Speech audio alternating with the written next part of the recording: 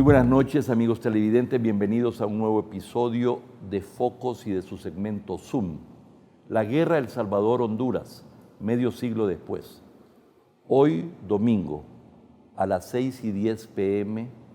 de este 14 de julio de 2019, hace exactamente 50 años dio inicio la guerra entre El Salvador y Honduras, conocida internacionalmente como la Guerra de las 100 Horas y como la Guerra del Fútbol.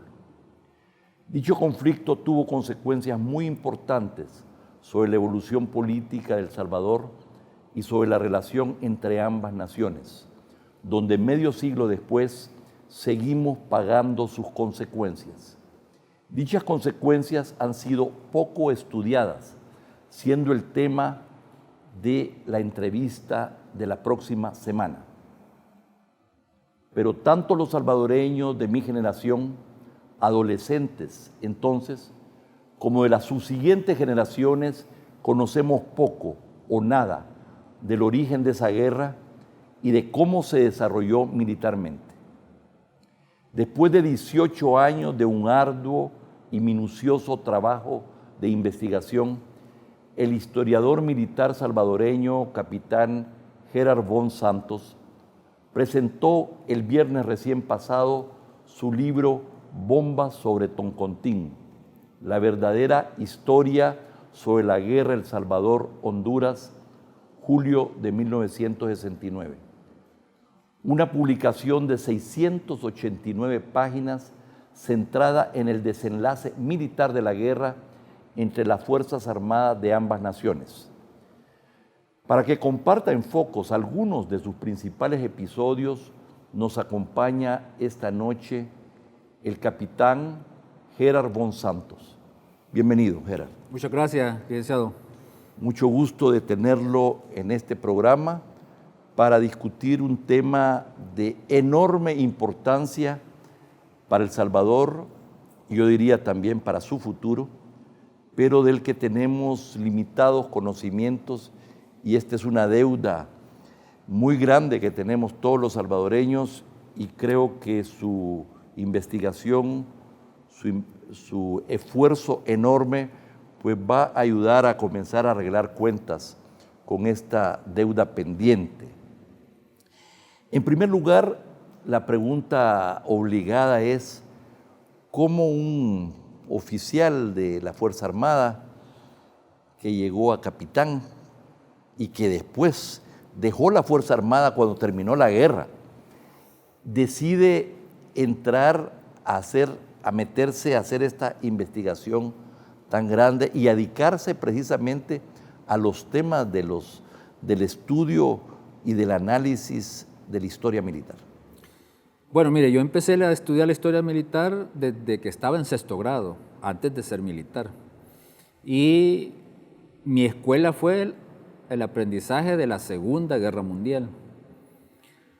Claro, mi vocación por ser soldado pues me llevó a integrarme al ejército salvadoreño en 1985. Cuando la guerra terminó, dejé el ejército, pero fui requerido a dar clases de historia militar en el nuevo Comando de Doctrina y Educación Militar, hoy CODEN, que era en esa época de reciente formación después de los acuerdos de paz.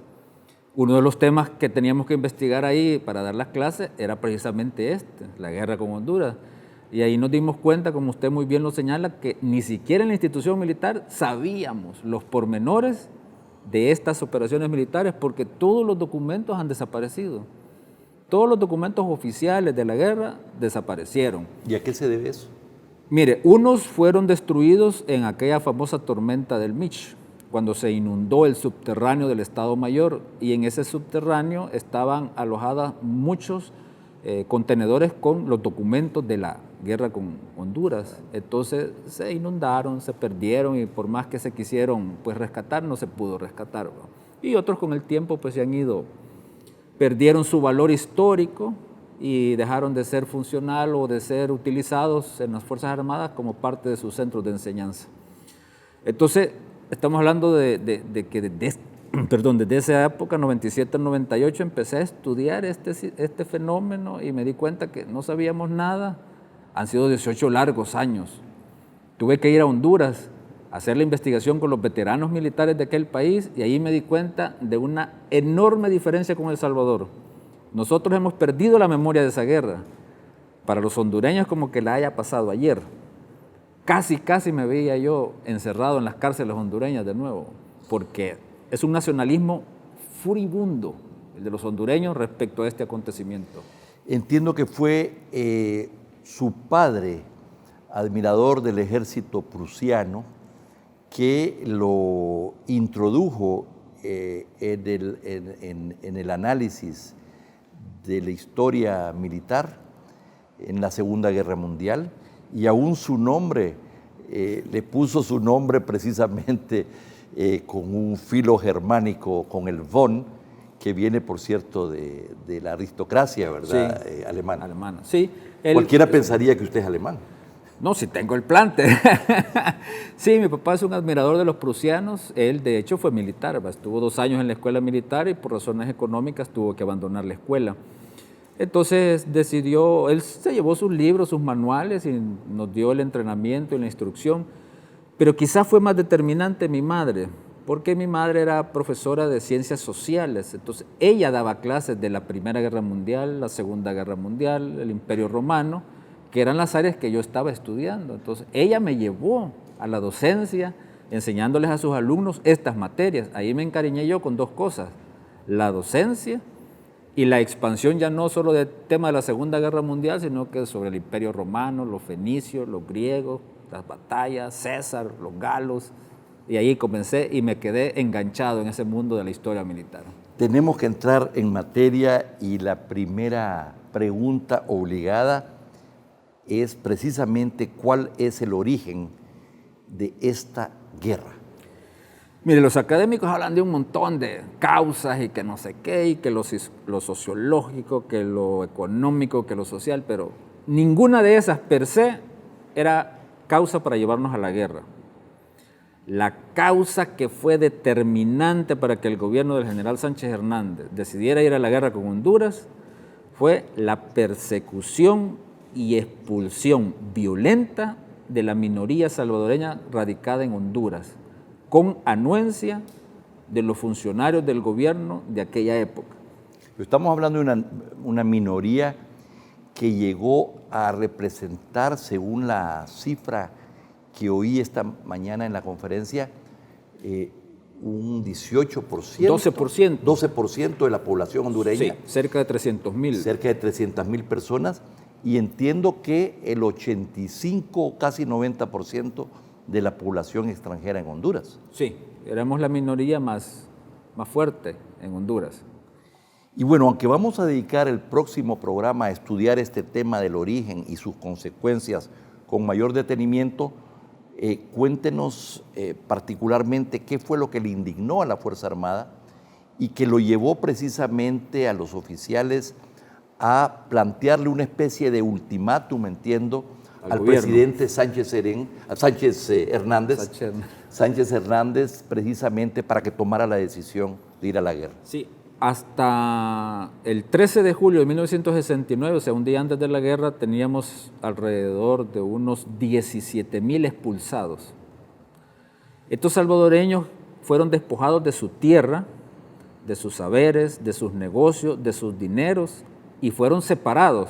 Los hombres fueron concentrados en campos de concentración en Honduras, la mayoría de ellos los estadios de fútbol y algunos fuertes como el de infausto recuerdo con la fortaleza de Omoa. Ahí la población masculina salvadoreña, sus esposas, la mayoría hondureñas, con sus hijos nacidos en Honduras y por tanto hondureños, fueron expulsados sin miramientos, obligados a cruzar cerros, ríos, quebradas, montañas, con lo que pudieran llevarse a cuesta, casi nada. Y fueron expropiados de sus territorios, de sus puestos en el mercado, de sus tiendas, porque no solo estamos hablando de campesinos. El salvadoreño siempre ha sido pujante de donde llega, y su tienda, su taller. También hubo empresarios, entiendo yo. Que les expropiaron sus dineros, así es. Bueno, ¿cuál fue el objetivo de la guerra? ¿Qué es lo que quería El Salvador lograr? Mire, el objetivo estratégico de El Salvador al llegar al extremo de la guerra con Honduras fueron dos. Evitar que el gobierno hondureño siguiera con esa expulsión violenta y la indemnización de los que ya habían sido expulsados.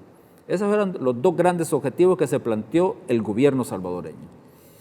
La guerra comenzó un 14 de julio de 1969 a las 6:10 p.m., es decir, hace 50 años y 2 horas para ser preciso. ¿Cómo comenzó esta guerra? Mire, El Salvador planificó un asalto aéreo al estilo de los israelitas en la guerra de los 6 días. ¿Verdad? Claro que las condiciones de las fuerzas aéreas salvadoreñas eran de inferioridad frente a las fuerzas aéreas hondureñas. Por eso nosotros nos vimos obligados a llamar la reserva de la Fuerza Aérea, que en este caso eran los pilotos civiles del Aeroclub.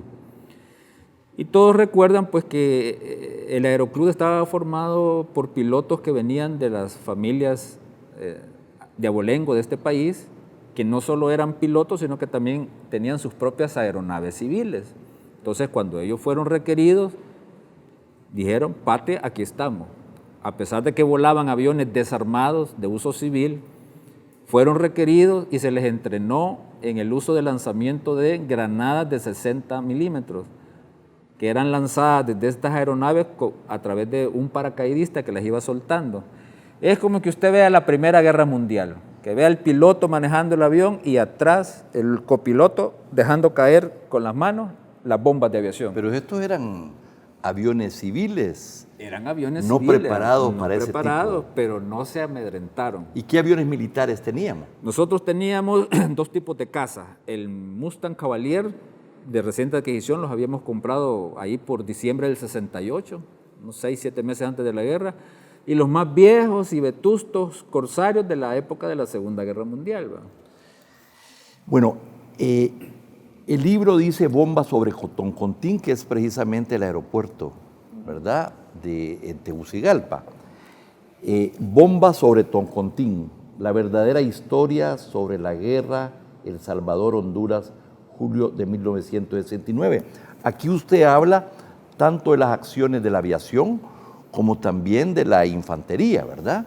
Es decir, usted hace el análisis bastante completo de los episodios militares más importantes. Sí, recuérdese que como estábamos en desventaja con la Fuerza Aérea hondureña, entonces el primer golpe tenía que ser sobre la Fuerza Aérea enemiga para tratar de destruirla, si era posible, en tierra.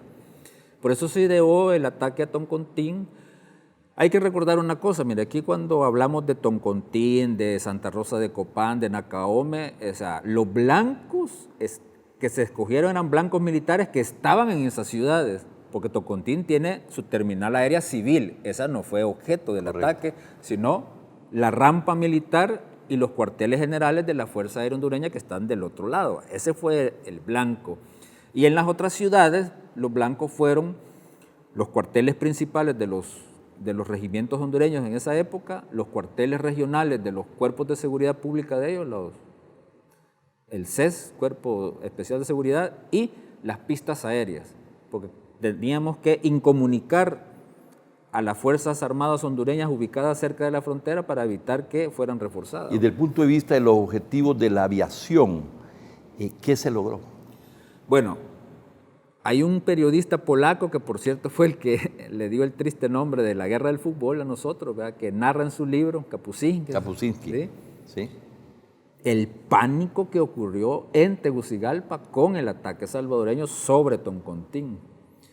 No solo se desarrolló este pánico entre los civiles, sino que el general, el presidente hondureño, decidió abandonar la casa de gobierno e irse a encerrar en una bóveda de un banco privado, porque temían que Tegucigalpa fuera arrasada por las bombas guanacas. ¿Pero se logró la destrucción de algún avión? No, tuvimos mala suerte en el sentido de que el piloto que dirigió el bombardero, el FA-104 que atacó Toncontín, hizo una maniobra para ganar velocidad, pero bajó altitud. Al bajar altitud, las bombas ya no tuvieron tiempo de poderse activar y muchas de ellas no explotaron. Otras sí, pero Pero tuvo un efecto, dijéramos, psicológico. Sobre todo. Hablando de Toncontín, pero al cuartel de Nuevo Cotepeque le llovieron como 60 granadas de 60 milímetros, porque la flotilla civil que lo atacó, ese era su blanco principal. Y eso fue acompañada de una acción de la infantería comandada precisamente por el general Alberto El Chele Medrano. El Chele Medrano, pero esa quizás fue una acción más de infiltración. El que atacó el POI y las ciudades fue las tropas del general Jesús, conocido como el Diablo Velázquez. El Diablo Velázquez, sí. Bueno, vamos a seguir hablando de los episodios militares más importantes cuando regresemos de este corte comercial.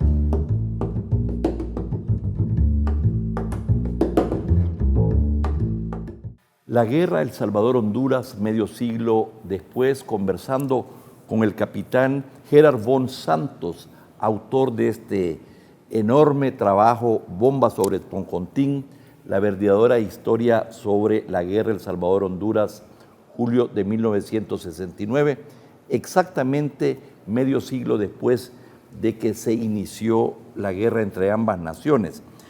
Bueno, entiendo que la Fuerza Armada salvadoreña se centró precisamente en blancos de algunas objetivos militares de algunas ciudades que estaban relativamente cerca de la frontera con Honduras. Sí, recuérdese que en la planificación militar salvadoreña, el Estado Mayor salvadoreño había decidido derrotar la masa de la infantería hondureña en el borde fronterizo. Entonces, los ataques estaban ideados para atraer la masa de la infantería hondureña, que en efecto así lo hicieron, y por eso es que fueron derrotados tanto en Nuevo Cotepeque como en las cercanías de Nacaome. Nacaome, cuando se atacó, por ejemplo, se atacó en los cuarteles regionales donde estaban acuarteladas tropas del 1er Batallón de Infantería, que era la mejor unidad que tenían los hondureños, pero también se atacó la pista militar de Nacaome y 2 cerros cercanos donde había acantonamiento de tropas hondureñas. Pero se llegó hasta Santa Rosa de Copán. No llegamos hasta Santa Rosa de Copán porque el día 17 hubo una emboscada hondureña a la altura del Portillo, casi como a unos 15, 16 kilómetros de La Labor. Pero el general Medrano con las tropas de la Guardia Nacional llegó a 2 kilómetros de La Labor. Si nos hubiéramos tenido un par de días más y hubiéramos conquistado La Labor, el siguiente objetivo era Santa Rosa de Copán. Y ahí es donde vino toda la mediación de la OEA, etcétera, de lo que vamos a hablar. Entiendo que desde el punto de vista de la aviación, más allá del efecto psicológico de atacar con Toncontín, pues no se destruyeron aviones, no se logró el objetivo propiamente dicho más específico, pero esto sí fue el caso de la infantería. Pero estamos hablando que del lado hondureño entendemos que hubo muchas bajas, se habla de algunos miles. ¿Cómo es posible que en tan poco tiempo hayan habido tantas bajas? Y no solamente de militares, es que también hubo bajas civiles, es que se atacaron objetivos civiles. ¿Cómo se explica este número tan abultado? Debemos de entender que el ejército hondureño es un ejército tardío en su modernización. Ellos comenzaron a formar el ejército profesional ahí por 1951. Para 1969 sus oficiales apenas tenían el rango de capitanes. Todos los demás que aparecen ahí de coroneles y generales eran de dedo, que no tenían la menor formación militar, ni mucho menos sabían cómo planificar una guerra, cómo enfrentarse a un ejército regular, como el salvadoreño con una tradición ya de más de 100 años, con la escuela alemana, la prusiana y después la chilena y después la norteamericana. Entonces, la masa de la infantería hondureña que se enfrentó a los salvadoreños, tanto en el área de Nacaome como en el área de Nuevo Cotepeque, estaba pobremente dirigida en el aspecto táctico y en el aspecto técnico, pobremente armada, con fusiles todavía de repetición de la Primera Guerra Mundial. Entonces, estas tropas que no tenían la menor formación táctica y técnica para enfrentarse a los salvadoreños, porque recordemos que las tropas salvadoreñas llevan equipadas con el mejor fusil de asalto de aquella época, que era el G3. Los hondureños decían, es que los salvadoreños andan una ametralladora cada una, porque el fusil de asalto G3 tenía la facultad de disparar en ráfaga. Y los civiles hondureños que murieron es porque lastimosamente el gobierno hondureño hizo el llamado a su población para que se incorporaran a reforzar su derrotado ejército. Entonces, estos civiles sin uniforme, con machetes, con escopetas, con fusiles de cacería, con fusiles 22, se incorporaron al ejército hondureño y claro, en las líneas de combate usted no puede distinguir entre un soldado que le está disparando y un civil, pero un civil que también le está disparando. ¿Cuánto es el número de bajas del lado hondureño? Hablamos de 1.500 soldados regulares hondureños muertos. Caramba. Y los analistas han establecido un cálculo de 2.000 civiles armados muertos. Estamos hablando de 3.500, eso tuvo un efecto muy grande. ¿Hubo de parte de nuestra Fuerza Armada violaciones de derechos humanos a la población civil? No hay documentados, hay denuncias hondureñas y podría haberlo, o sea, estamos hablando de una guerra, ¿no? Bien, pero del lado hondureño hacia El Salvador, yo me acuerdo que vinieron unos aviones a volar sobre Ilopango y se decía que tenían como blanco precisamente las represas hidroeléctricas del país. Vino una escuadrilla de 4 aviones corsarios hondureños a atacar Ilopango. Traían una bomba cada uno de 500 libras, 4 bombas. Las 4 las lanzaron en Ilopango. Una no explotó. Otra, antes de que el avión la lanzara, la artillería antiaérea salvadoreña se la desprendió con todo y su soporte de portabomba y la bomba cayó en una de las pistas sin estallar. Solo 2 bombas estallaron. Una estalló sobre una pista de concreto que, pues sí, el concreto aguanta todo, entonces el medio hoyo que hizo se reparó rápido.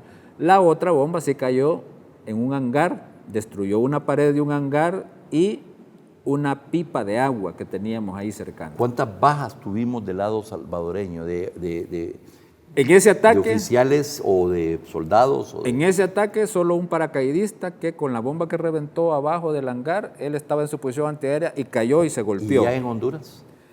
Tuvimos alrededor de 200 muertos, pero con los heridos, con los desaparecidos y con los 28 prisioneros que nos hicieron en la guerra, yo he calculado en mi investigación que andábamos ahí entre 800 y 1.000 bajas, no muertos.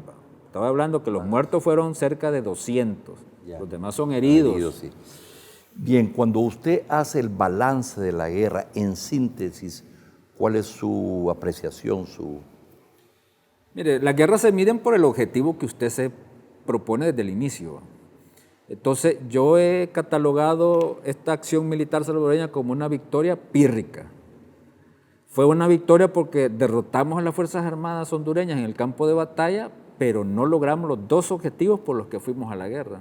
Pero ustedes atribuyen esto básicamente a que cuando estaban listos para avanzar en el control mayor del territorio y de objetivos militares, entró la mediación de la OEA y eso obligó al gobierno y al presidente a retirar, dijéramos, a la Fuerza Armada de sus posiciones. El cese al fuego entró en vigencia a las 10 de la noche del 18 y a la 1 de la madrugada del 19 estaba pactado el lanzamiento de los paracaidistas salvadoreños en Jícaro Galán.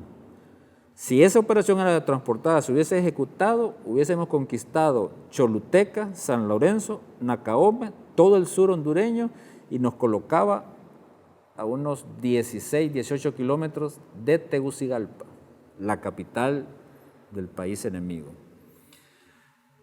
La inexperiencia de nuestros gobernantes, el mal asesoramiento que se le dio al presidente Sánchez Hernández sobre que estas sanciones económicas que se le iban a imponer a El Salvador por haber invadido Honduras, todo el mundo pensó que iban a ser de la noche a la mañana, que ya al siguiente día iban a aterrizar aquí los marines norteamericanos y nos iban a desarmar y todo eso. Entonces, el gobierno de ese momento no supo valorar estratégicamente que las sanciones económicas tardan un tiempo y nosotros solo necesitábamos 48 o 72 horas más y hubiésemos quizás llegado a Tegucigalpa.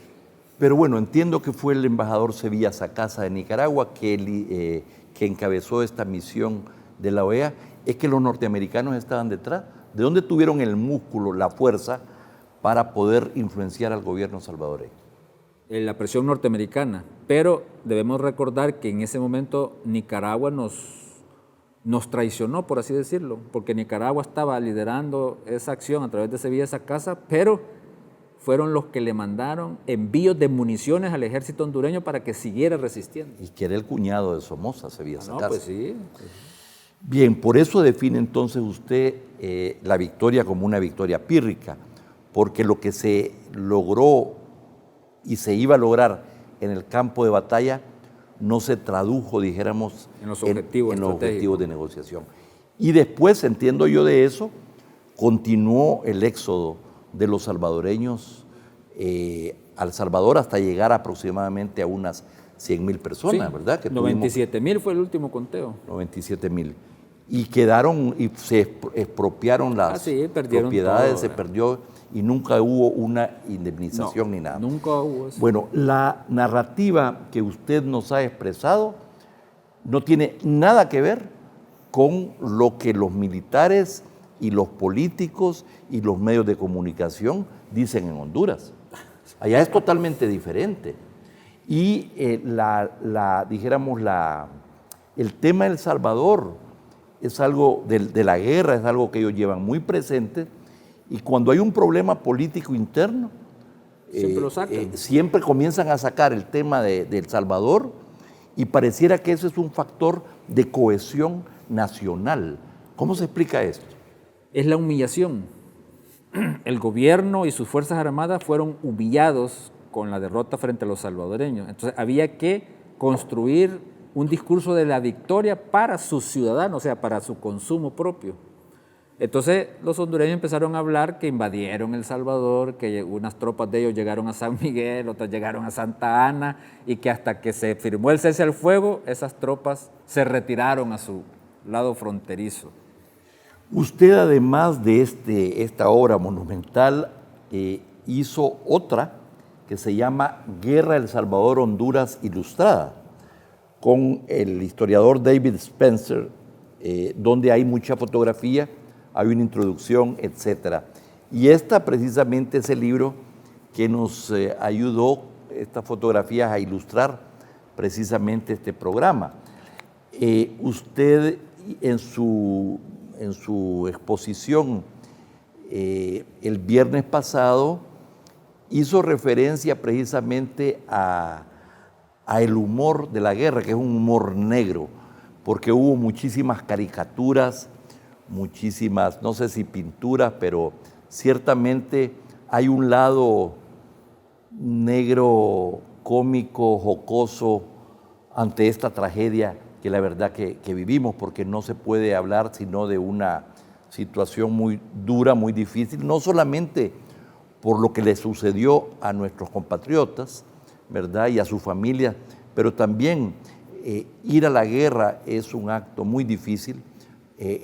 Hubo mucho luto, mucho dolor en el mismo pueblo hondureño. O sea que esto es una tragedia en muchos lugares para ambos países. Lo único que nosotros nunca perseguimos a la minoría hondureña radicada en El Salvador como represalia. El luto aquí en El Salvador es más de los nacionales nuestros muertos y ejecutados allá en territorio hondureño. ¿Cómo usted, tratando de ser muy objetivo, fue al encuentro de oficiales y de historiadores hondureños? Cuando usted confronta su información, su análisis, sus tesis con ellos en privado, ¿cómo reaccionaban frente a esta interpretación, frente a esta narrativa que usted nos ha dado esta noche? La mayoría de ellos son unos furibundos nacionalistas que a fuerza de repetir sus mentiras y sus mentiras y sus mentiras las han convertido en verdades. que ni sus propios documentos oficiales avalan. Ahí hay un estudio sobre las misiones aéreas de la Fuerza Aérea Hondureña que ellos publicaron en 1984, que son toda una farsa. Pero hay otros militares, yo señalo por ejemplo el caso del piloto hondureño que derribó a los 3 pilotos salvadoreños.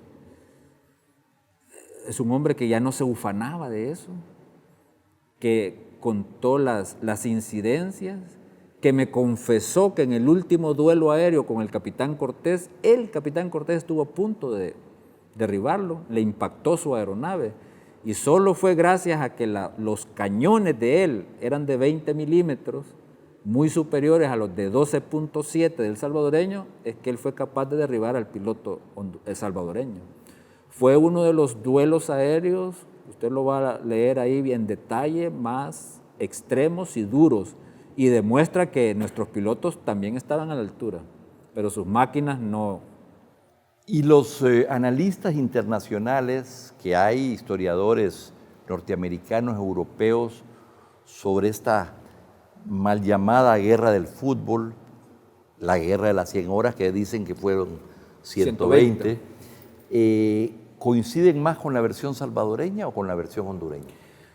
Lo que pasa es que como es primera vez que se saca a la luz pública el detalle de nuestras operaciones, entonces la mayoría de estudiosos afuera estudian la campaña aérea, porque la campaña aérea es quizás el elemento más positivo de los hondureños y son los que han construido sobre esa capacidad aérea su versión de Mientras triunfo. Lo fuerte para El Salvador fue la parte de La infantería. Así es. ¿Verdad?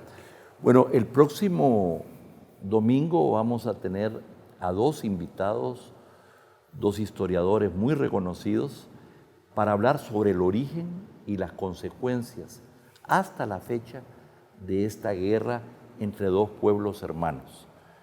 Este es un tema donde El Salvador, sobre nuestros ciudadanos, adolecemos de información, de análisis, de conocimiento sobre uno de los acontecimientos más importantes de la historia nacional, y Focos considera un deber poder comenzar a llenar, aunque sea mínimamente, este vacío. Yo quiero agradecerle su presencia en Focos esta noche y felicitarlo por este libro que ha requerido mucho esfuerzo, mucha constancia, mucho sacrificio. No, a usted, licenciado, a Focos y a Canal 33. Mucho gusto. Y a ustedes, amigos televidentes, no nos cambie, hay mucho más contenido en Focos.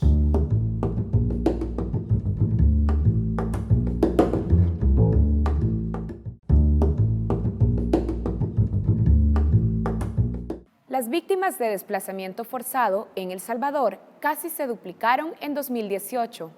Así lo revela un informe de la Mesa de la Sociedad Civil contra el Desplazamiento Forzado ocasionado por violencia. Pero el Estado le da la espalda a esta crisis.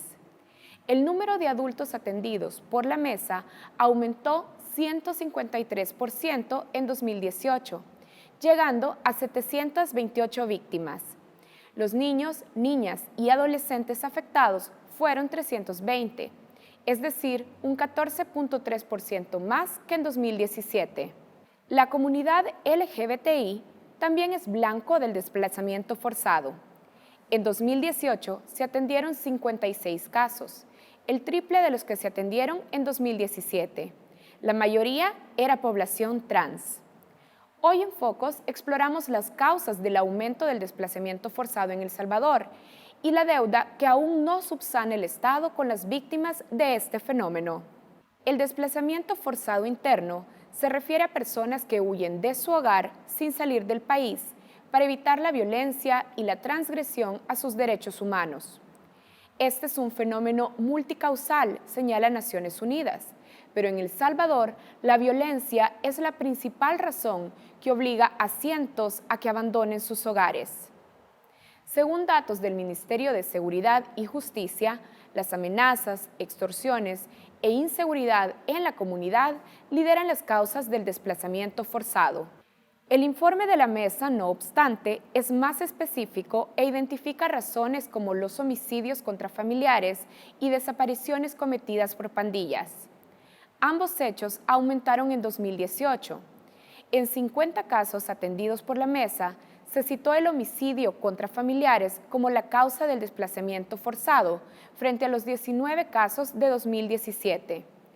En 55 casos se señalaron las desapariciones, cuando en 2017 se reportaron 26.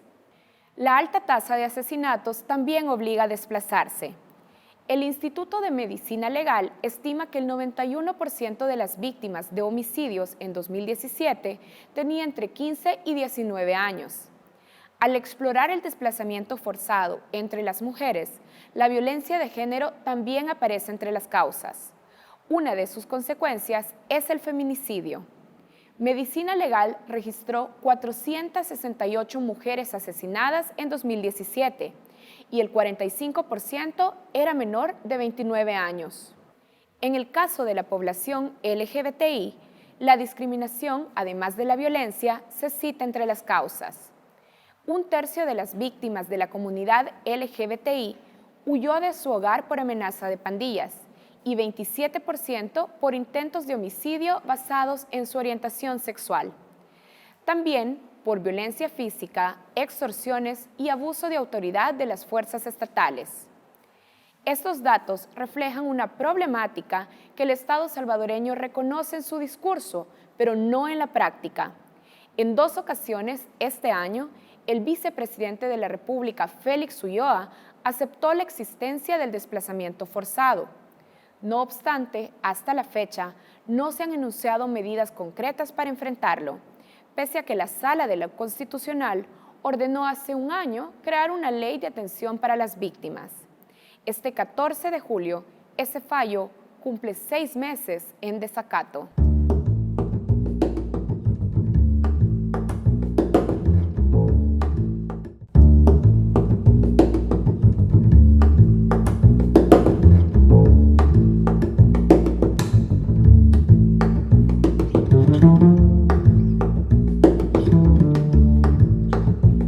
Bienvenidos a la mesa de entrevista de Matices. Saúl, buenas noches. Buenas noches, Karen. Buenas noches también a quienes nos sintonizan. Ponemos algunos antecedentes sobre nuestra mesa de entrevista. El gobierno de El Salvador impulsa el Plan Control Territorial en su segunda fase denominada Oportunidad, que busca la recuperación del tejido social con énfasis en los jóvenes.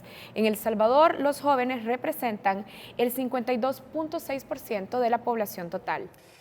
Las estadísticas señalan que la seguridad, pero también el empleo y la salud sexual y reproductiva son de las principales demandas de la población joven, Karen, por lo que el diseño de las políticas públicas requiere, por supuesto, un enfoque integral, pero también la participación de estos para expresar sus necesidades. El pasado 30 de septiembre de 2018, el secretario general de Nuevas Ideas, Federico Anliker, anunció a través de su cuenta de Twitter que Henry Flores había sido nombrado como coordinador intergrupal de Juventudes de Nuevas Ideas. Y nosotros hoy le damos la bienvenida a Henry Flores, que justamente nos acompaña para hablar sobre política, sobre jóvenes y, por supuesto, de los desafíos del nuevo gobierno. Bienvenido, Henry. Muchas gracias, Karen, muchas gracias, Saúl, muchas gracias a los amigos de Focus.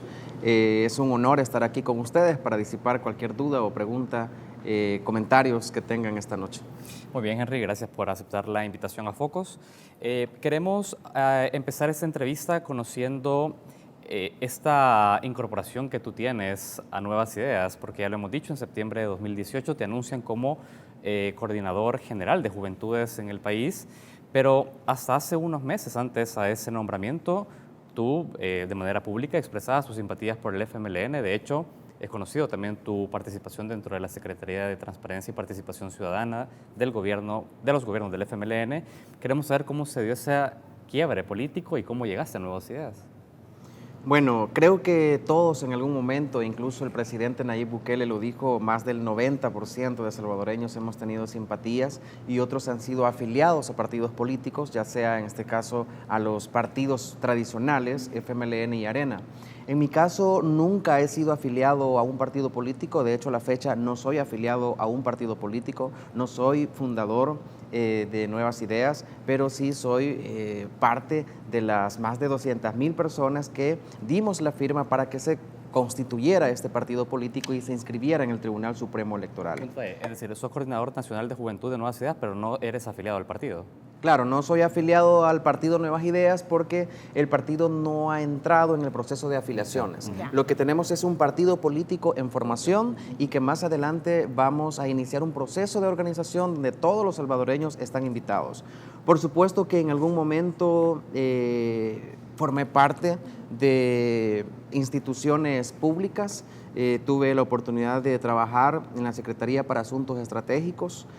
Ahí hicimos el aporte del país en algunos temas, trabajamos en dar propuestas para la elaboración y construcción del primer instituto de acceso a la información pública. En un momento, recordemos que se estaba discutiendo allá por el año 2012 la aprobación de una ley de acceso a la información pública y nosotros acompañamos ese proceso al igual que muchas organizaciones de la sociedad civil, Tanques de Pensamiento, y ahora tenemos un instituto de acceso a la información pública. Henry, ¿por qué decidiste romper con esa relación política con los gobiernos del FMLN? Si bien es cierto, fui parte del gobierno anterior, un par de años, como todos los salvadoreños creíamos que un cambio era posible. De hecho, no solo yo, millones de salvadoreños en un momento votaron por Mauricio Funes, millones de salvadoreños votaron por Sánchez Serén, pero a medida pasó el tiempo, no solamente se vieron decepcionados y frustrados aquellos que votaron por este partido político, sino que los que en algún momento tuvimos la oportunidad de servir. Yo tuve la oportunidad de trabajar en estos procesos de acceso a la información pública, anticorrupción, y en varias ocasiones denuncié, no solo internamente, denuncié públicamente casos de corrupción que se estaban viendo no solamente en ese gobierno en el cual yo trabajé, sino en gobiernos anteriores. Por ejemplo, ¿qué casos de corrupción interna denunciaste?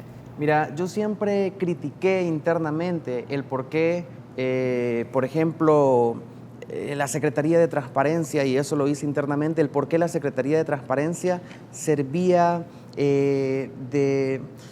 no sé si utilizar el término tapadera, pero de corrupción, pero en algún momento la Secretaría de Transparencia lo que hacía es evaluar casos de corrupción y ver la forma de cómo estos casos de corrupción no salían a la luz pública.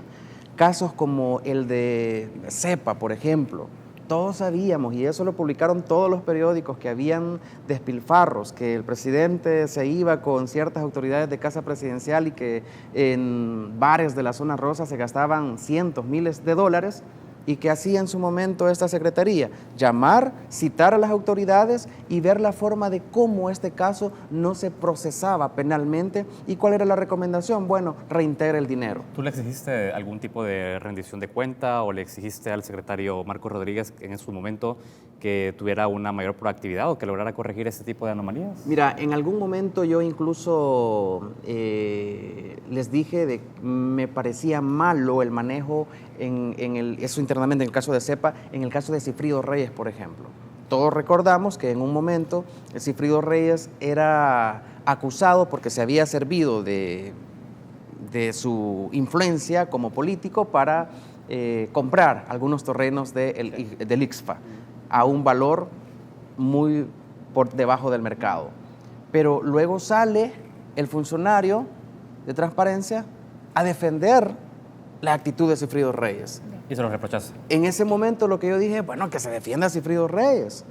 Pero en todo caso, no tiene que ser una defensa para decir es justificable este acto. Cada funcionario debe de responder por sus actos. Por supuesto que esto genera un desgaste. De hecho, un par de años más tarde yo renuncié a la Secretaría de Transparencia. Henry, hablemos de tu incorporación a Nuevas Ideas, porque no es que llegas a formar parte de un simpatizante del partido, alguien que firma, sino que además asumes un rol importante dentro de la estructura del partido político. ¿Cómo llegas, digamos, cómo es ese ascenso tan rápido a la estructura de un partido en formación y sobre todo con el impulso que tenía con Nayib Bukele? Mira, en el año 2016 yo decido renunciar a Casa Presidencial.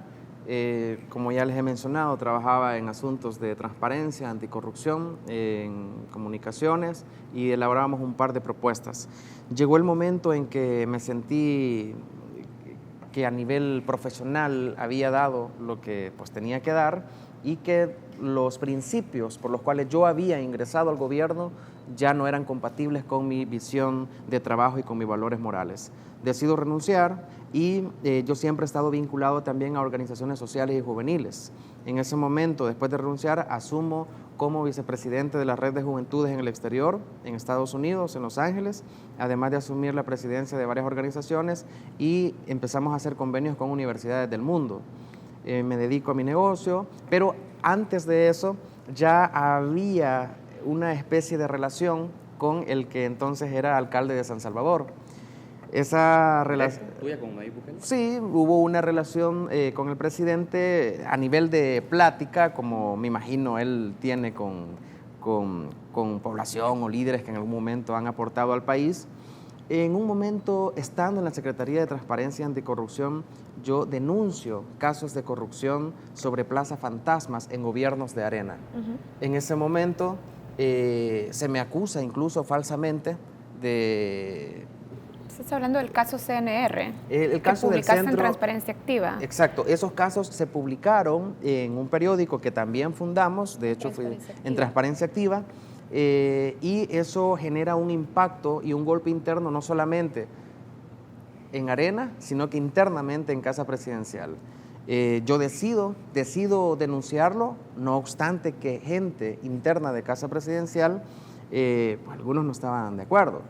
Eso genera desgaste, por supuesto, porque estábamos denunciando formalmente casos de corrupción. Ahí habían plazas fantasmas de personas vinculadas incluso a expresidentes de la República. Bueno, ahí estaban familiares de expresidentes de la República. ¿Cómo se vincula eso con tu relación con el presidente Bukele? En ese momento se da una serie de acusaciones mediáticas y alguien utilizando las instituciones públicas hace acusaciones evidentemente falsas. El presidente Nayib Bukele en ese momento hace un hashtag de apoyo a mi persona y que decía todos estamos con Henry.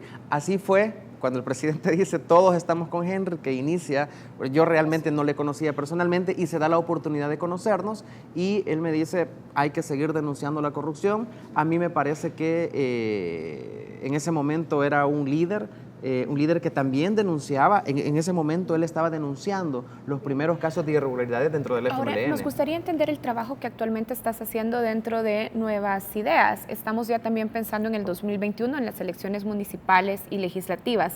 ¿Cuál es tu función como coordinador nacional de juventud y sobre todo de cara a las elecciones del 2021? ¿Cuál es el trabajo territorial que estás haciendo de cara a las elecciones?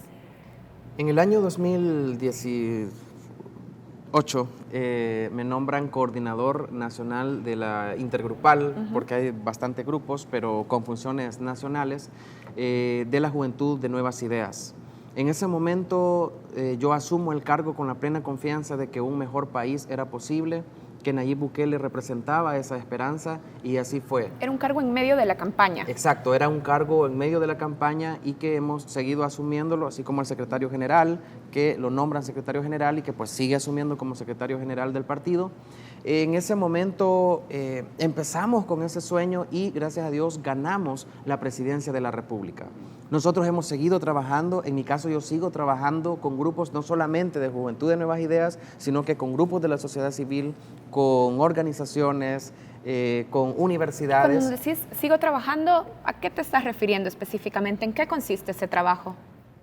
Nosotros estamos ante las puertas de un proceso histórico en el año 2021.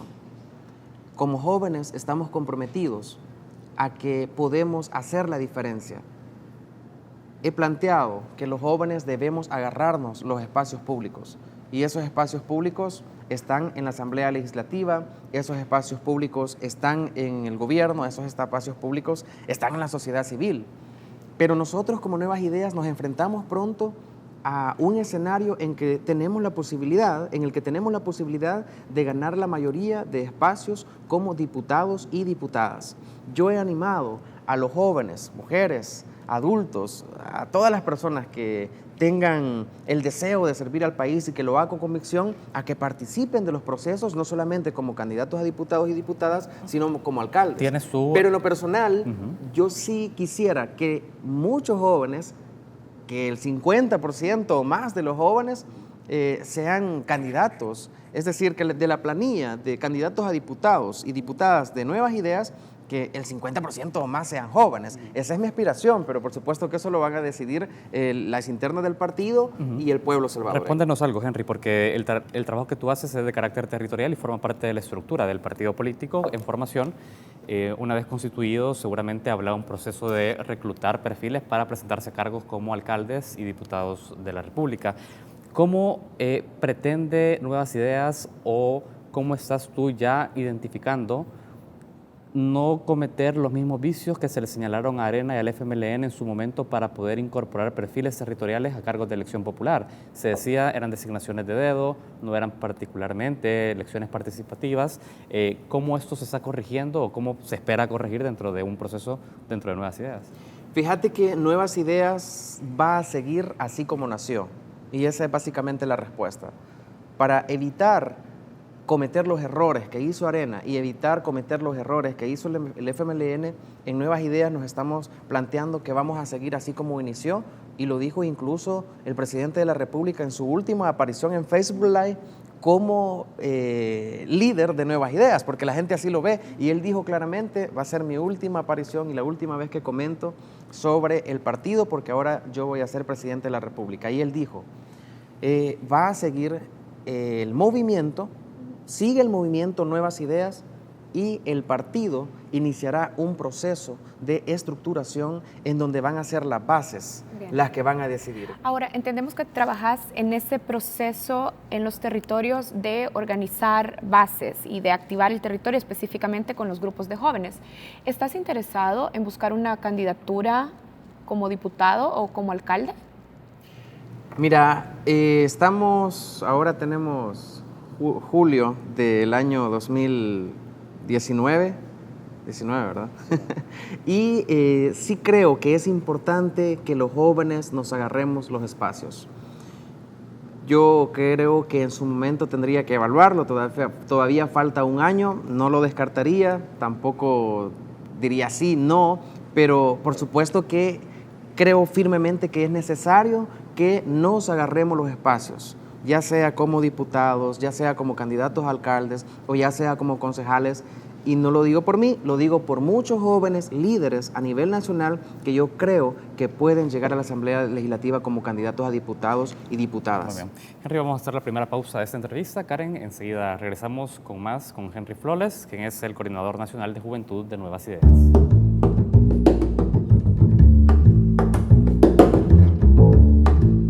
Continuamos en Matices. Esta noche se encuentra en nuestro set Henry Flores, Coordinador Nacional de la Juventud de Nuevas Ideas.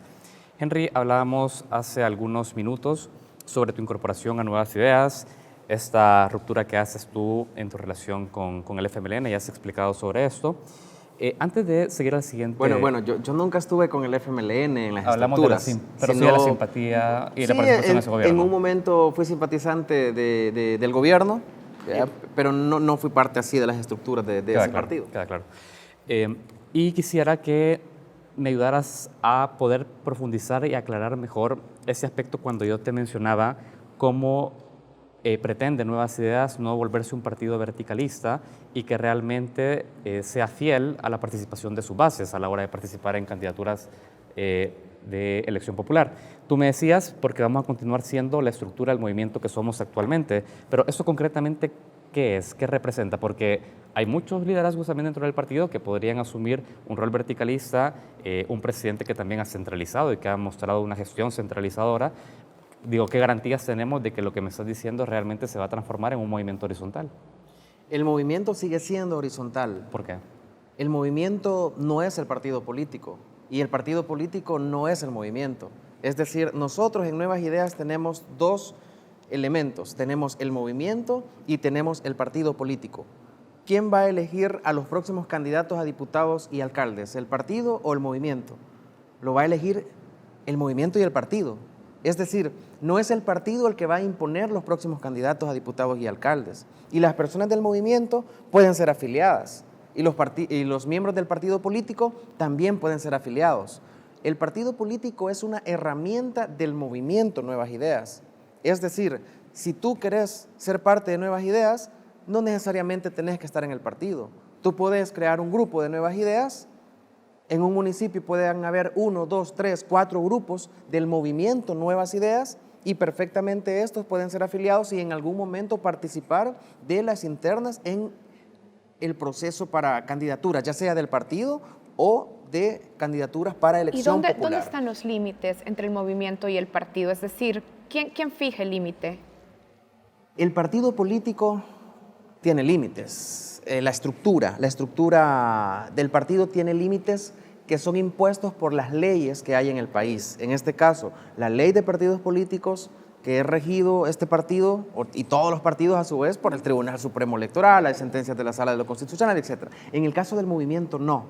El movimiento, ahí pueden haber chelitos, negritos, bajitos, gorditos, pueden haber de todo. Pueden haber diferentes clases de pensamiento y el movimiento, nosotros nos identificamos más como un movimiento y el partido político es nada más el instrumento que tenemos para darle espacio a ese gran movimiento. Muy brevemente, y con así es. Con eso cerramos. ¿Está escrito esto? O sea, ¿existe ya un documento constitucional que defina de alguna manera, en su momento cuando el partido se institucionalice, el mecanismo de elección de sus candidatos a elección popular? ¿Está definido eso?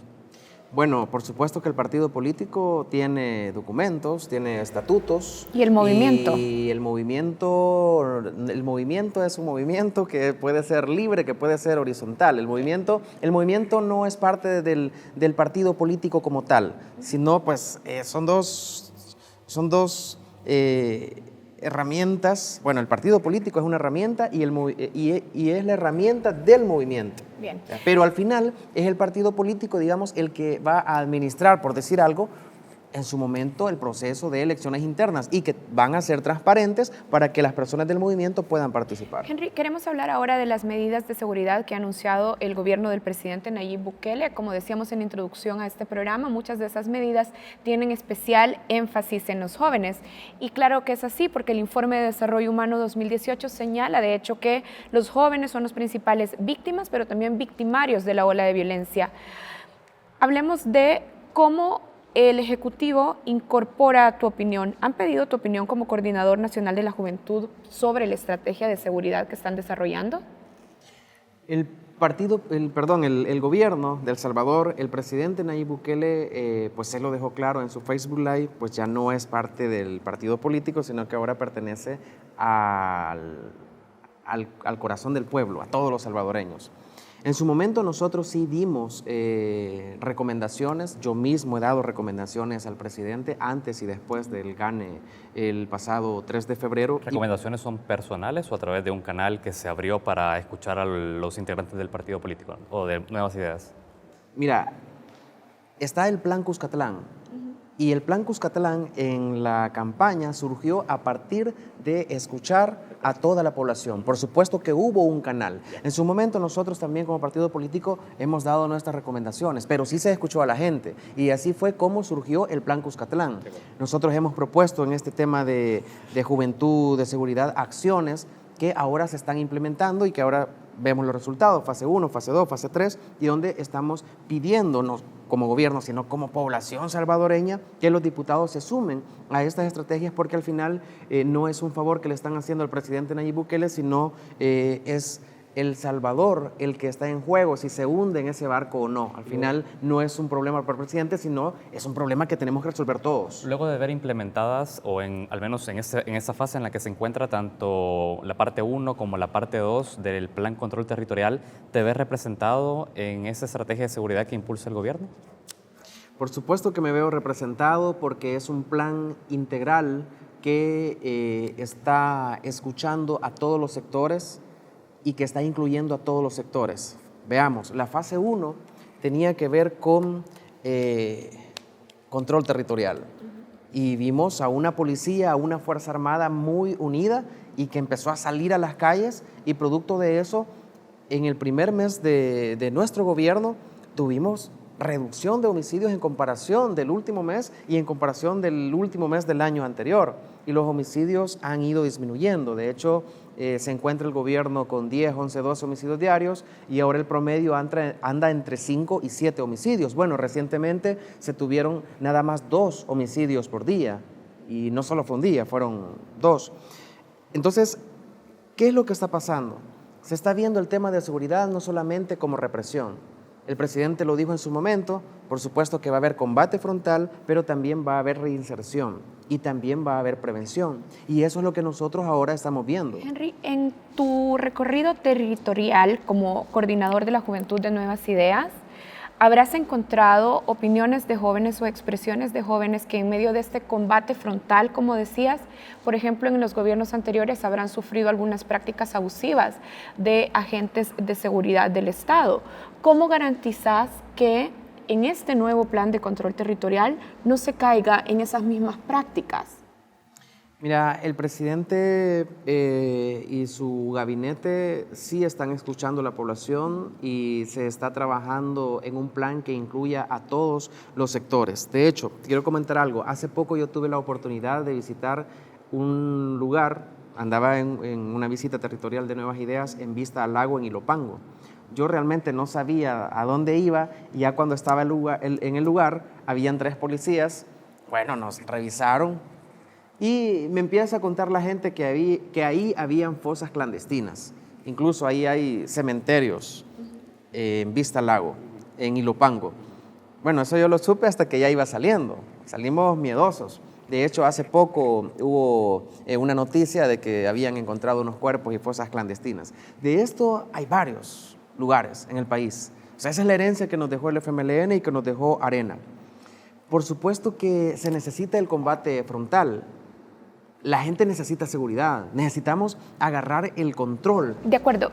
Mi pregunta es, ¿cuáles son las garantías de que en ese combate frontal no se cometan prácticas abusivas o de estigmatización contra los jóvenes? Mira,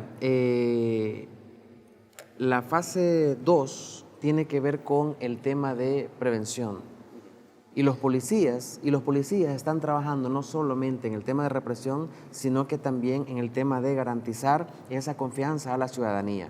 Y es por eso mismo de que ahora se está trabajando en varias vías. Tú ves a los funcionarios y a la misma policía que están generando oportunidades. O sea, no solamente se trata de la represión, sino también de estar cercano a la gente y ves ahora cómo están llegando los policías con los funcionarios e interactúan con la gente. Te pongo un caso, hace poco en la comunidad de Las Palmas, llegaron funcionarios de gobierno, llegaron policías también, e hicieron una reunión con la comunidad. Esa es la garantía, o sea, sí, pasamos de la fase 1 al control territorial y ahora vamos a la fase de oportunidades, en donde se interactúa con la gente. Tú mencionabas, antes de pasar a la siguiente pregunta, tú mencionabas que durante tu participación en la Secretaría de Transparencia y Participación Ciudadana de la gestión del FMLN, tuviste una actitud de denunciar aquellas actitudes, acciones anómalas y esperabas que hubiera un cambio respecto a esas actitudes anómalas que estaba cometiendo el gobierno del FMLN en ese momento. ¿Tú te comprometes en este espacio que al tener alguna anomalía o alguna irregularidad en materia de seguridad pública, por ejemplo, ahora que estamos discutiendo sobre esto, algún abuso de poder, ¿estarías en disposición de denunciarlo públicamente al gobierno? Mira, yo sí creo que el gobierno y el presidente Nayib Bukele está haciendo bien las cosas. En su momento nosotros dimos recomendaciones, yo mismo he dado recomendaciones en mi calidad de coordinador nacional de la juventud y sí se nos ha escuchado. En su momento el presidente también se reúne con sus funcionarios y se reúne con gente de la sociedad civil, se reúne con empresarios y él escucha esas recomendaciones. Yo veo el gobierno que está haciendo muy bien las cosas. Pero en caso que eso no suceda, ¿tú estarías dispuesto? Y está siendo muy bien calificado. Pero en caso que esto no suceda, un caso hipotético, ¿tú estarás en la disposición? ¿Hay un compromiso por parte de Henry Flores de mantener esa coherencia y señalar, digamos, alguna anomalía del gobierno en turno?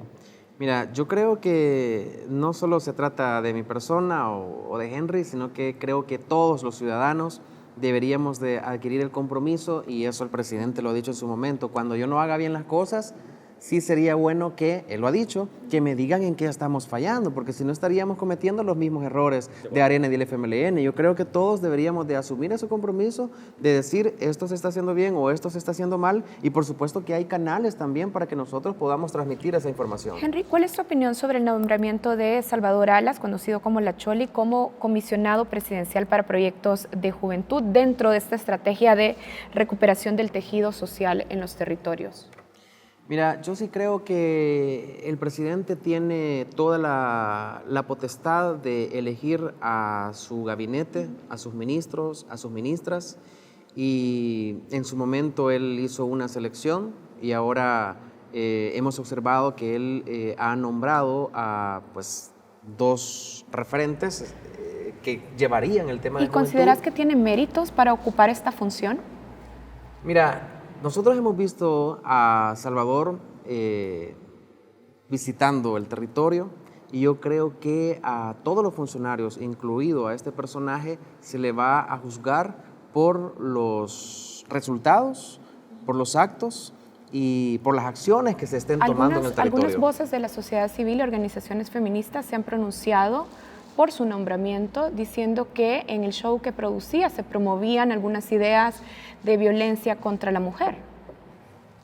Sí, mira, yo sí creo que la sociedad civil y las personas en general, todos debemos de ser parte de la construcción del país, y estamos en completa libertad de decir lo que pensamos, y en su momento los funcionarios públicos también deben de estar conscientes de que van a estar sujetos a ese nivel de control o de escrutinio público, pero como te repito, creo que los funcionarios públicos van a ser calificados de acuerdo a los resultados y a las funciones que tengan en su momento. Queremos conocer, Henry, si a este momento ya hubo una reunión en la que participaras tú, la directora de INJUVE, el mismo comisionado presidencial para proyectos de juventud, Salvador Alas, para planificar acciones que tengan que ver con la juventud y la intervención del Estado y la política pública. ¿Se te ha incorporado en esta mesa? ¿Hay articulación de estas iniciativas? Mira, el comisionado presidencial para la juventud fue nombrado hace poco, hace 2 semanas, 3 semanas. La directora del Instituto Nacional de la Juventud, de igual manera, fue nombrado hace poco, hace 1 semana y media, será 2 semanas. Ellos están en una fase de conocer el trabajo político, el trabajo territorial, el trabajo de la función pública. Hay que darle tiempo al tiempo. No hay reunión todavía. Hay organizaciones que también están en la línea de saber cuáles son los planes de gobierno, y en su momento van a ser escuchadas también. Y por supuesto que nosotros vamos a tener esa interacción, no solamente en mi caso como coordinador de la Juventud Nacional de Nuevas Ideas, sino también que se escuchen a todos los partidos políticos, porque todos son importantes. Queda claro que no ha habido una reunión en este momento.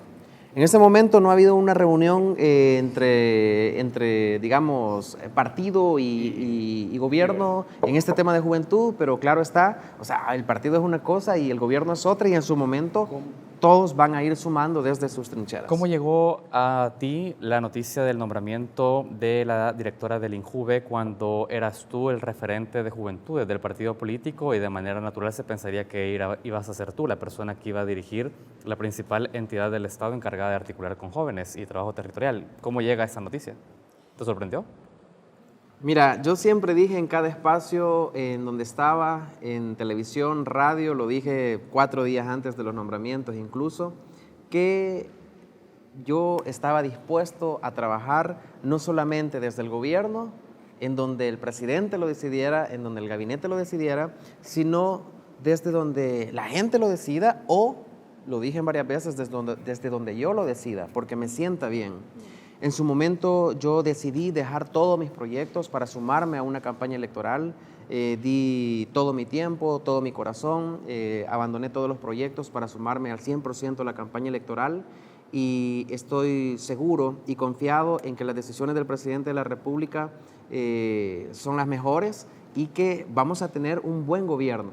Por supuesto que la población va a ir viendo qué es lo que se está haciendo desde la función pública, pero sí yo le quiero dar un mensaje a toda la población de Nuevas Ideas, que avancemos, que sigamos, que este es un esfuerzo de todo, el gobierno está haciendo lo suyo y nosotros como Juventud de Nuevas Ideas también vamos a agarrarnos los espacios para candidaturas, alcaldes, diputados y apoyar al gobierno del presidente Nayib Bukele. Bien, muchísimas gracias a Henry Flores. Henry, como lo hemos estado diciendo, es coordinador nacional de Juventud de Nuevas Ideas. Gracias, Henry. Muchas gracias y muchas gracias Saúl, Karen Fernández y a todo el equipo de producción. Bueno, nosotros hacemos una pausa y ya regresamos con más contenidos en Focos.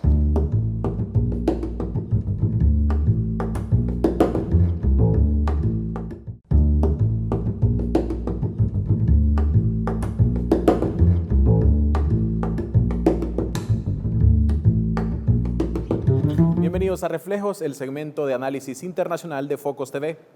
El 28 de junio pasado se cumplieron 10 años del golpe de Estado en Honduras, el primero de la era democrática en Centroamérica.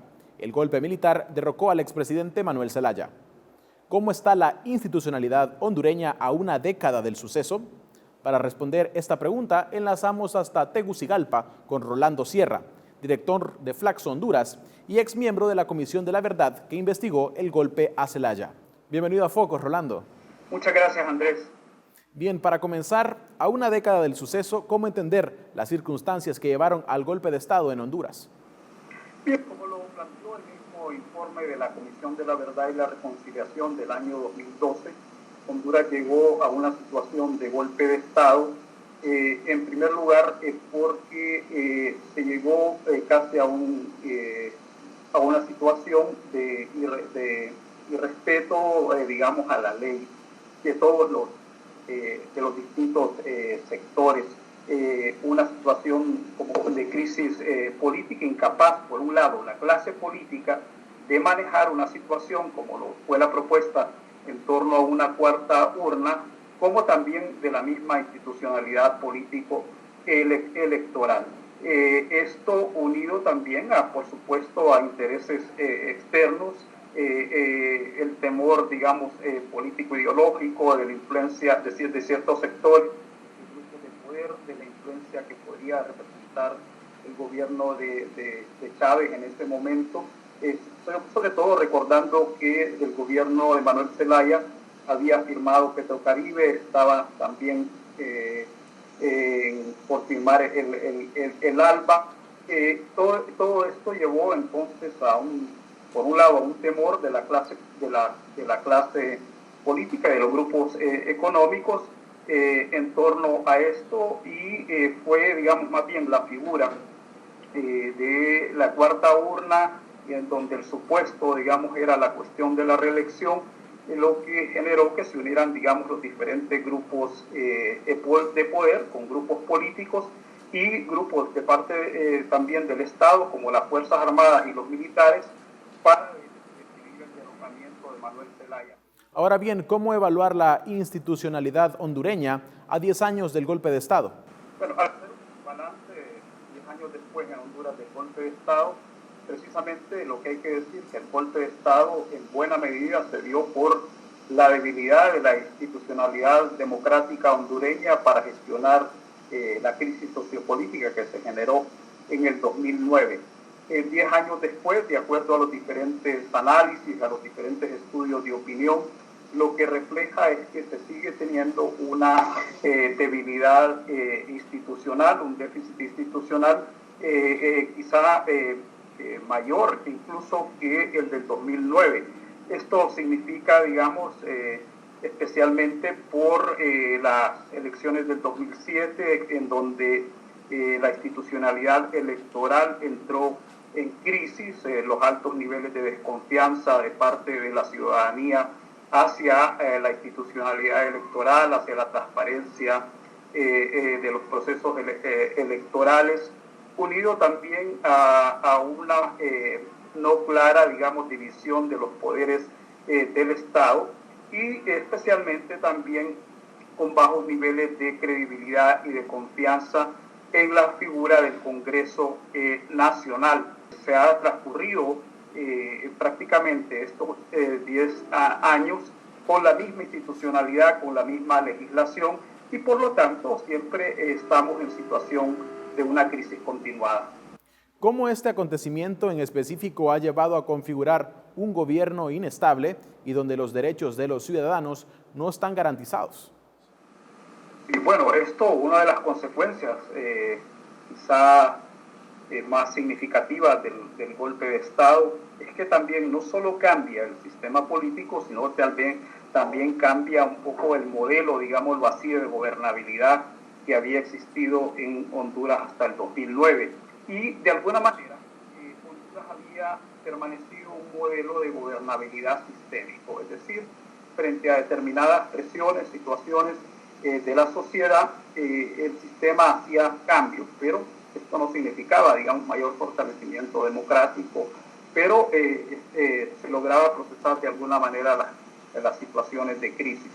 Esto cambió y de alguna manera entonces, frente a la incapacidad, digamos, de la institucionalidad del Estado mismo para controlar las situaciones críticas, entonces viene el predominio de una gobernabilidad más de arriba hacia abajo, más vertical, por lo tanto más autoritaria. Y esto, bueno, esto se vio claro desde el golpe de Estado con violaciones a los derechos humanos, tal como quedaron reflejadas y estudiadas tanto por el informe de la Comisión de la Verdad y la Reconciliación como el informe de la Comisión de Verdad y de otros organismos también internacionales. Y vemos que justamente una de las demandas mayores a nivel internacional también hacia la sociedad hondureña, e incluso para que Honduras pudiera retornar a la Organización de los Estados Americanos, era el tema de justamente el tema de los derechos humanos. Fue así que el Estado, durante el gobierno de Porfirio Lobo, creó entonces la Secretaría de Justicia y Derechos Humanos, que ha sido transformada después por el primer gobierno de Juan Orlando Hernández, y ahora se retomó también esta figura, porque lo que sí es una constante es que ha habido violaciones a los derechos humanos. También estamos en un contexto, digamos, de reforma, como la reforma del Código Penal, que implica, digamos, y de acuerdo al análisis que han hecho diversos sectores y para la misma sociedad civil y las mismas organizaciones de derechos humanos, donde prácticamente se está condenando la protesta y todo tipo de manifestaciones, incluso algunas cuestiones de libertad de expresión, y esto es el reflejo de que no estamos en una senda, digamos, verdaderamente de fortalecimiento democrático y de construir una gobernabilidad democrática. Finalmente, ¿cómo se entiende que el actual mandatario Juan Orlando Hernández haya logrado reelegirse, a pesar que la Constitución de la República lo prohibía expresamente, siendo este un elemento clave en el golpe al izquierdista Manuel Zelaya?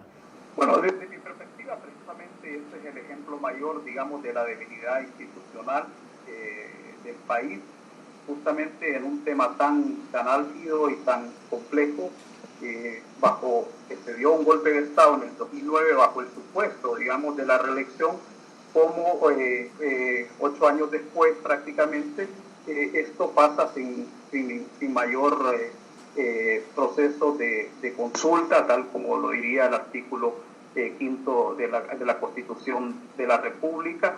Entonces aquí lo que refleja es que tenemos esta debilidad institucional, y si hay una figura que tiene control, digamos, cuando de acuerdo a la mismo análisis del institucionalismo, es decir, cuando hay instituciones débiles, precisamente lo que emergen son las figuras caudillescas y autoritarias de quienes gobiernan. Entonces eso es lo que está reflejado claramente, digamos, en esta situación. Por eso no es serio, digamos, para la institucionalidad como 8 años antes dan un golpe de Estado y luego por el mismo motivo prácticamente sin una base jurídica sólida por un lado y sin una legitimidad también se aprueba esta figura de la reelección, con lo cual entonces más bien esto siempre tiene como consecuencia la continuidad, digamos, de la crisis política. Bien, muchísimas gracias por acompañarnos.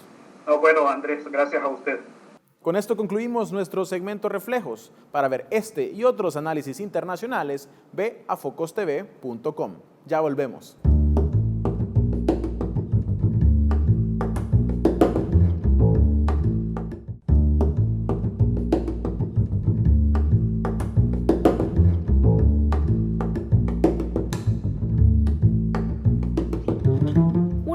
iniciativas que impulsa el Museo de la Palabra y la Imagen es la digitalización de sus acervos documentales. El objetivo es preservarlos y colocarlos en Internet al servicio de investigadores y público interesado. En nuestra sección Retratos conoceremos el proyecto impulsado junto con la Biblioteca Lilas Benson de la Universidad de Texas. Que lo disfruten, gracias por habernos acompañado, buenas noches.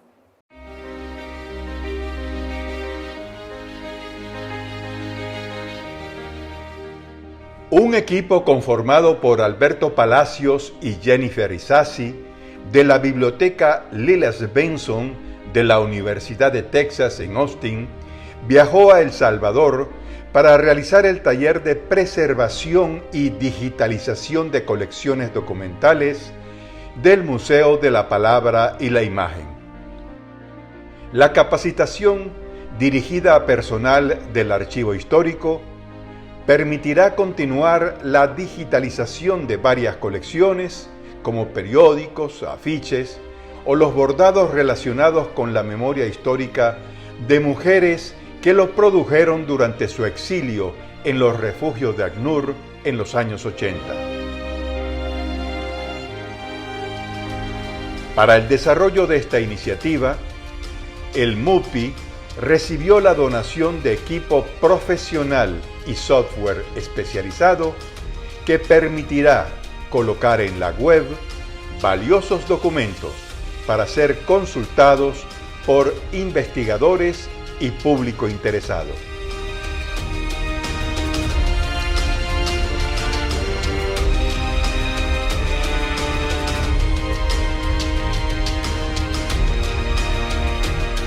Jennifer Isasi, investigadora de la Biblioteca Lilas Benson, explica el contenido de esta capacitación. Hemos venido de la Biblioteca Lilas Benson de Estudios Latinoamericanos en la Universidad de Texas, en Austin, a capacitar al equipo del Museo de la Palabra y de la Imagen a digitalizar y crear datos de los importantes bordados de memoria histórica del museo para generar dos proyectos. Uno es la preservación digital de estos objetos tan importantes que estarán localizados en la Universidad de Texas y daremos acceso por internet a ellos, y otro es el trabajo digital de investigación y pedagogía que realizamos también en la universidad y se podrá expandir al museo para mostrar estos bordados al mundo que esté conectado a internet. Este proceso de preservación y digitalización forma parte de una larga relación con la Biblioteca Lilas Benson, lo que ha permitido colocar en internet parte de los valiosos acervos documentales del Museo de la Palabra y la Imagen, tales como colecciones hemerográficas, de fonoteca o las transmisiones de Radio Venceremos.